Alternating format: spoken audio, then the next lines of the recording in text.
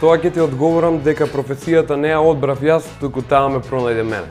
Па е само по себе авантура, па затоа дозволете ни да поминеме и до крај да бидеме херои. 193.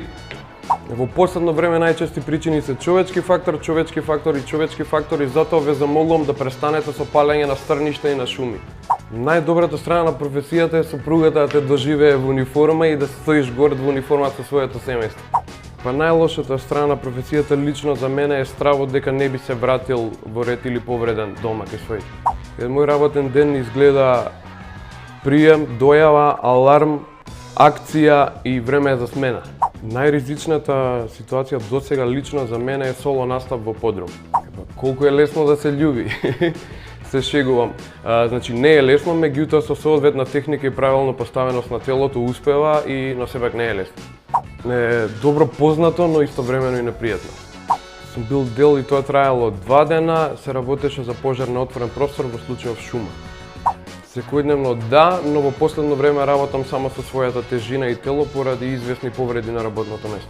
Пожарникар во Македонија се станува со желба за униформа и среќа да те примат. Па почнале од главата, нели, ако не е проблем, со шлем на кој на него има батериска лампа, под шлемот носиме подкапа, горе почнува едниот дел од дводелното противпожарно и огнеотпорно дело. После тоа доаѓа сигурнисниот колан на кој што од едната страна стои само спасително јаже, од другата страна стои секира.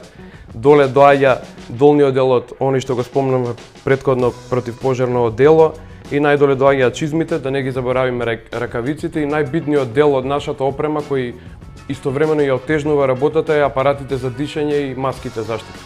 Беше втор пат да се биде прв на своите колеги. Мислам на спуштање од шипка, да се биде одговорен пред народот, да се изолираат од местото на горење и сите препреки да ги искористат, да се оддалечат од вдишувањето на чат и да повикаат 193.